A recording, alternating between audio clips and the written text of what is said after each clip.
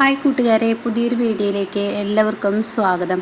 അങ്ങനെ ശ്യാമും ശേഖരനും കൂടി ഇരുന്ന് ഭക്ഷണം കഴിക്കാൻ കേട്ടോ.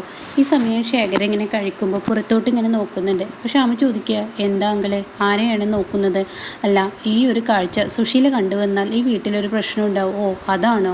അതിനിപ്പോൾ ഇങ്ങനെ പേടിച്ച് നിൽക്കാൻ പറ്റുമോ? അതൊന്നും കുഴപ്പമില്ല, അങ്കിള് ഭക്ഷണം കഴിക്കുക. വേണ്ട മോനെ, അത് സുശീല കണ്ടു കഴിഞ്ഞാൽ വീണ്ടും ഒരു പ്രശ്നത്തിലോട്ട് പോകും. മോനായിരിക്കും അതിന് പ്രശ്നം വരിക. ഓ എനിക്ക് വരുന്നതൊന്നും എനിക്ക് കാണണമല്ലോ എന്ന് ശ്യാമു പറയുകയാണ്. അപ്പോൾ ഇങ്ങനെ ഭക്ഷണം ഇടയ്ക്ക് ഇങ്ങനെ പറയുന്നുണ്ട്, മോനെ ഇതുപോലെ ഒരുപാട് ആളുകൾക്ക് ഞാനും ഇങ്ങനെ ഭക്ഷണം വാങ്ങിക്കൊടുത്തിട്ടുണ്ട്. എന്നെ എല്ലാവർക്കും ഇഷ്ടമായിരുന്നു. ശേഖരൻ പുറത്ത് വലിയവനാണ്, എന്നാൽ വീടിനുള്ളിൽ വന്നാൽ ശേഖരനെ സുശീലക്ക് ഇഷ്ടമല്ലായിരുന്നു. അപ്പം അങ്കിൾ അന്ന് എന്താ പ്രശ്നം എന്ന് ചോദിക്കണം. ഇന്നത്തെ ആൻറ്റി തന്നെ അവൾ ആഗ്രഹിച്ച ആ ഒരു വിവാഹത്തിലോട്ട് എനിക്ക് കിട്ടിയില്ല എന്നുള്ളത് കൊണ്ടായിരിക്കും. മാത്രമല്ല ഞാനൊരു കുഞ്ഞിൻ്റെ കൈ പിടിച്ചാണല്ലോ അവളുടെ കഴുത്തിൽ താലി കെട്ടിയത്. അപ്പോൾ അതും കൊണ്ടായിരിക്കാം എന്ന് പറയാം കേട്ടോ. അപ്പോൾ അത് കേട്ടോടെ തന്നെ, ഓ ഇന്ദ്രേട്ടൻ്റെ കാര്യമാണോ? അതെ, ഇന്ദ്രേട്ടൻ്റെ കാര്യം തന്നെ. ഇന്ദ്രനെ ഞാൻ കുഞ്ഞിലെ സുശീലയെ ഏൽപ്പിച്ചതാണല്ലോ. അപ്പോൾ അതിൻ്റെ ഒരു നിരാശ അവൾക്കുണ്ട്. അതായിരിക്കും അവൾ അങ്ങനെയൊക്കെ പറഞ്ഞത് എന്ന് പറയാം കേട്ടോ. അപ്പോൾ ആ സമയം അവൾ അങ്ങനെയൊക്കെ എന്നോട് കാണിച്ചത്. അപ്പോൾ ആ സമയം പറയണ, അല്ല അങ്കളെ, ഞാനൊരു കാര്യം ചോദിക്കട്ടെ, ഇന്ദ്രേട്ടൻ്റെ അമ്മ ഇപ്പോൾ ജീവിച്ചിരിപ്പുണ്ടോ? ആ സ്ത്രീ എവിടെയാണ് എന്നിങ്ങനെ ചോദിക്കുമ്പോൾ ശേഖരന് പെട്ടെന്ന് ധരിപ്പി പോവുകയാണ് കേട്ടോ. അതിന് ഉത്തരം പറയാൻ ശേഖരന് കഴിയില്ല. ശേഖരൻ ആകെ ബുദ്ധിമുട്ടുകയാണ്. ശേഖരൻ ഒരുമാതിരി ആ ഒരു ബുദ്ധിമുട്ട് സീന് കാണിക്കുകയാണ്. അപ്പോഴേക്കും അങ്കളെ വെള്ളം കുടിക്കുക എന്നൊക്കെ പറഞ്ഞിട്ട് ശ്യാം ഇങ്ങനെ വെള്ളം കുടിപ്പിക്കുക. അപ്പോഴൊക്കെ അങ്ങോട്ടേക്ക് സത്യം കയറി വരുന്നത്. സത്യം ഈ ഒരു കാഴ്ച കാണുകയാണ്. ഇവർ രണ്ടാളും ഇരുന്ന് ഭക്ഷണം കഴിക്കുന്നതും ആ മനുഷ്യൻ ചുമച്ച് ബുദ്ധിമുട്ടുന്നതൊക്കെ സത്യനെ കാണുകയാണ്. അങ്ങനെ ഈ സമയം സത്യനാണെങ്കിലും ഇതിങ്ങനെ കാണുമ്പോൾ ശേഖരൻ പറഞ്ഞു, എനിക്കിനി ഭക്ഷണം വേണ്ട, മതി മോനെ എന്ന് പറഞ്ഞിട്ട് പുറത്ത് കൈ കഴുകാൻ പോകുമ്പോൾ ഉടൻ തന്നെ ഭക്ഷണപ്പൊതി എടുക്കുകയാണ് കേട്ടോ. അപ്പോൾ ഉടൻ തന്നെ ഷാമോനാണ്, ഞാൻ എടുത്ത് കൊണ്ടുപോയി കളഞ്ഞോളാം.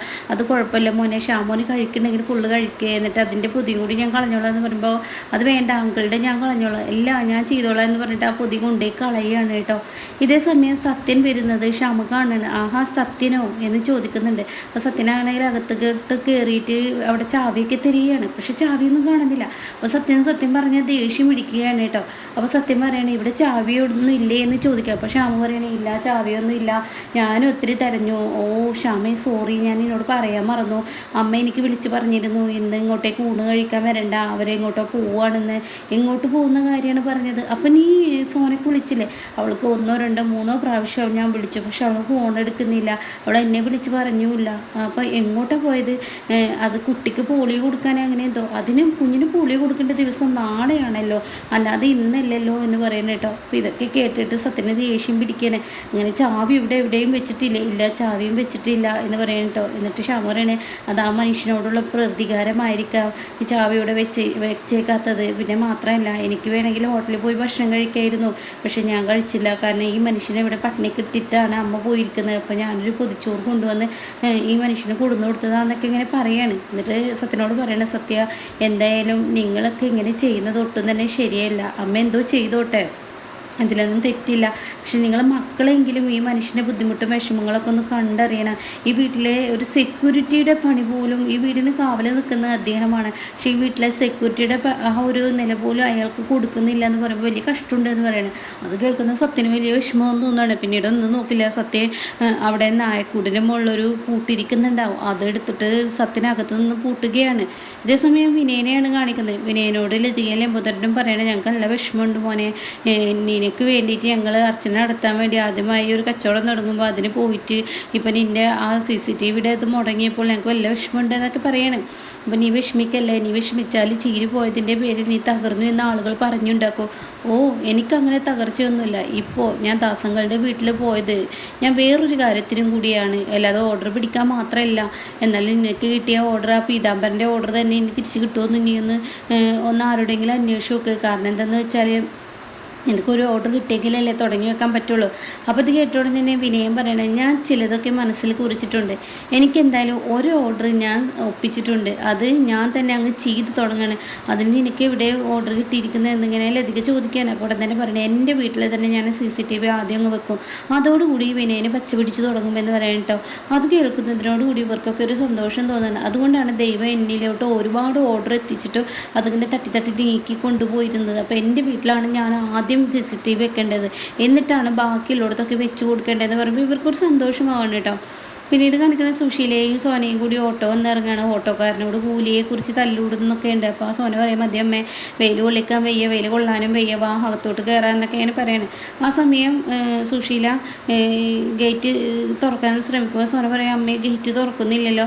അപ്പോൾ സുശീലയും വന്ന് തുറന്നു നോക്കുക. അപ്പോൾ അടിയിൽ പൂട്ടിയത് കാണാൻ, അയ്യോ ഇതാരാ പൂട്ടിയിരിക്കുന്നത്, അയാൾ അത് പൂട്ടിയിട്ടിരിക്കുന്നു, അയാളെ പട്ടിക്കിട്ടത്തിനുള്ള പ്രതികാരം ചെയ്യാണ് അയാളെന്നൊക്കെ ഇങ്ങനെ സുശീല പറയണേ. ആ സമയം സോന പറയണേ, അയ്യോ കുഞ്ഞിന് വെയിൽ കൊള്ളിക്കാൻ വയ്യ, അമ്മ ഇത് എന്തെങ്കിലും ചെയ്തൊന്ന് തുറക്കാൻ നോക്കിയേ, അല്ലെങ്കിൽ അമ്മ കുഞ്ഞിനെ പിടിച്ചാൽ ഞാൻ ആരെങ്കിലും വിളിച്ചിട്ട് ഉള്ളിൽ നിന്ന് തുറക്കാൻ നോക്കട്ടെ. അപ്പോഴേക്കുണ്ടോ ഇത് തുറക്കുന്നുണ്ടോ, ഇത് തുറക്കടാ, ഇത് തുറക്കടാ, ഇത് തുറക്കടാ എന്ന് പറഞ്ഞിട്ട് ശേഖരനെ ഇങ്ങനെ വിളിച്ചുകൊണ്ടിരിക്കട്ടോ. പക്ഷേ ശേഖരനെ വില കേൾക്കുന്നില്ല. ഈ സമയം ഇയാളെ എവിടെ പോയി കിടക്കണം, ഇവിടെ നിന്നാണ് വെച്ചിട്ടുണ്ടെങ്കിൽ ഇയാൾ എവിടെ കിടക്കുന്നത് കാണുന്നില്ല, വല്ലാത്തൊരു കഷ്ടമുണ്ട് എന്നൊക്കെ ഇങ്ങനെ സുഷിനെ പറഞ്ഞതിൻ്റെ മുകളിൽ പറയുമ്പോൾ സോന പറയണേ, അമ്മ കുഞ്ഞിനെ പിടിച്ച് എന്തിനാടി ഒരാളെ കിട്ടുമെന്ന് നോക്കട്ടെ, എടി ആളുകളെ കൊണ്ട് പറയിപ്പിക്കാതെ അങ്ങേരെ പട്ടിണിക്കിട്ട് ഗേറ്റ് ഉള്ളിൽ നിന്ന് അയാൾ പൂട്ടി എന്നൊക്കെ പറഞ്ഞ ആളുകൾ പരിഹസിക്കുക, അത് വേണ്ട, ഞാൻ സത്യനെ വിളിച്ചോട്ടെ, നീ ശ്യാമിനെ വിളിച്ചു നോക്കുക എന്ന് പറയണേ. അങ്ങനെ സോനയും ഈ പറയുന്ന സത്യൻ്റെ ഫോണിലോട്ടും ശ്യാമിൻ്റെ ഫോണിലോട്ടും രണ്ടാളിങ്ങനെ വിളിക്കുകയാണ്. ആരും വിളിച്ചിട്ടും ഫോൺ എടുക്കുന്നില്ല കേട്ടോ. ഏത് സമയം എന്തൊരു കഷ്ടമാണ്, ഇനിയിപ്പോൾ എന്താ ചെയ്യുക അമ്മേ, വെയിലാച്ചിട്ട് സഹിക്കാൻ വയ്യ, ഇനി എന്ത് ചെയ്യും, അയാൾ മനഃപൂർവ്വം ചെയ്തിരിക്കണം, അയാൾക്കിട്ട് കൊട്ടണം എന്നൊക്കെ പറഞ്ഞിട്ട് ഞാൻ എന്തെങ്കിലും ഒന്ന് ചെയ്യാൻ പറ്റുമോ നോക്കട്ടെ എന്ന് പറഞ്ഞിട്ട് ഇന്ദ്രനെ വിളിക്കുകയാണ്. അപ്പോൾ ഈ സമയം ശ്യാമും സത്യനും അങ്ങനെ നോക്കി നിൽക്കുന്നുണ്ട് കേട്ടോ. ഇതേ സമയം വേറെ ആർക്കോ വിളിക്കുന്നുണ്ട്. അപ്പോൾ ശേഖരൻ പറയണം, മോനെ സത്യ വേണ്ട, വെറുതെ ഒരു വഴക്കിന് നിൽക്കേണ്ട, നീ നിൻ്റെ അമ്മയെ കയറ്റി വിട്ടേക്ക്, ഇത് കൂടുതൽ പ്രശ്നത്തിലോട്ട് പോവുള്ളൂ, അതുകൊണ്ട് നീ ഇങ്ങോട്ട് കയറ്റി വിട്ടേക്ക് എന്നൊക്കെ എന്നെ പറയാണ്. ഈ സമയം ഇല്ല, അങ്ങനെ വിട്ടാൽ പറ്റില്ല, അവർ വേറെ ആർക്കാണ് വിളിക്കുന്നതെന്ന് എനിക്കറിയാൻ വേണ്ടിയിട്ടാണെന്ന് പറയണേ. ഇതേ സമയം ഇന്ദ്രനാണ് വിളിക്കുന്നത്. ഇന്ദ്രൻ ഫോൺ എടുക്കണേ, എന്താ പ്രശ്നം, നീ എവിടെയിടാ, ഞാൻ വണ്ടിയുടെ ടയറൊന്ന് പഞ്ചറായി, അതടക്കാൻ വേണ്ടി വന്നതാണ്, ഇനിയിപ്പോൾ കടയിലോട്ട് പോയിക്കൊണ്ടിരിക്കുകയാണ്.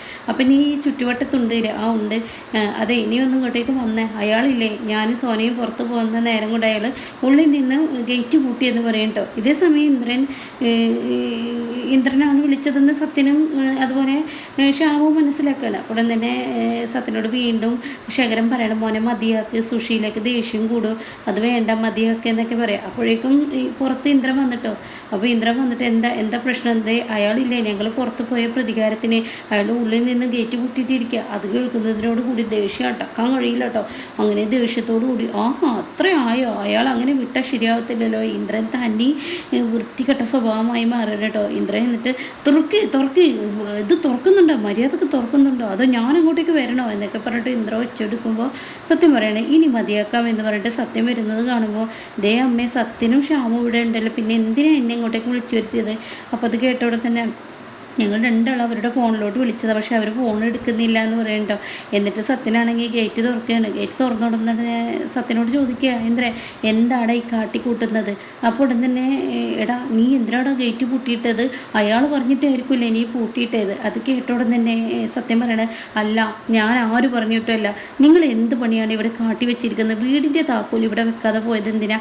അപ്പോൾ അത് കേട്ടോടൻ തന്നെ എന്തിനാ, സാധാരണ ഇവിടെ ആര് പുറത്ത് പോകുമ്പോൾ വീടിൻ്റെ താക്കോൽ എവിടെയെങ്കിലും വെക്കാറുണ്ട്. അപ്പോൾ സുശീല കിടന്ന് പരിങ്ങുകയാണ് കേട്ടോ. ഇതേ സമയം അതും പോട്ടെ, ഈ നിൽക്കുന്ന സോനെ, നിന്റെ ഭർത്താവ് ഫോൺ വിളിച്ചപ്പോൾ നിനക്കൊന്നും എടുക്കായിരുന്നില്ലേ, അതിന് എൻ്റെ കയ്യിൽ കുഞ്ഞാണ്, പിന്നെ ഞാനെങ്ങനെ ഫോൺ എടുക്കാനാ. അപ്പോൾ അത് കേട്ടോടെ തന്നെ പറയാനാ, ശരി നിൻ്റെ കയ്യിൽ കുഞ്ഞ് തന്നെയായിരിക്കും, എന്നാലും നിൻ്റെ ഭർത്താവല്ലേ, പോകുന്നതിന് മുന്നേ നീ ഒന്ന് വിളിച്ച് പറയണ്ടേ, അല്ലെങ്കിൽ നിൻ്റെ ഭർത്താവിന് ഭക്ഷണം ഉണ്ടാക്കണ്ടേ. ഞാനാണെന്ന് വെച്ചെങ്കിൽ ശ്യാമിനോട് പറയാനും വിട്ടുപോയി. അപ്പോൾ അത് കേട്ടോടുന്ന തന്നെ സുശീല പറയണത്, ഇതിപ്പോൾ എല്ലാവരോടും പറയണോ എന്നുണ്ടോ എന്നിങ്ങനെ പറയുന്നുണ്ട് കേട്ടോ. അപ്പോൾ ശ്യാം ഇങ്ങനെ മനസ്സുകൊണ്ടല്ല സത്യനോട് പറയുന്നുണ്ട്, മാറ്റി നിർത്തേണ്ടവരെ മാറ്റി നിർത്തുന്ന പരിപാടി തന്നെയാണ് ഈ വീട്ടിൽ നടത്തുന്നത് എന്നിങ്ങനെ ശ്യാം പറയുമ്പോൾ സത്യന് വലിയ വിഷമമാണ് കേട്ടോ. അങ്ങനെ ഈ സമയം ഇന്ദ്രൻ പറയണം, മതി സത്യം, ഇതിൻ്റെ പേരിലൊരു വഴക്ക് കൂടണ്ട. അപ്പോഴേക്കും ഉടൻ തന്നെ എന്തായാലും ശ്യാം ഈ വീട്ടിൽ ഭക്ഷണം കഴിക്കാൻ ആദ്യം എത്തി, പക്ഷേ ഇവിടെ ഭക്ഷണം ഉണ്ടായില്ല.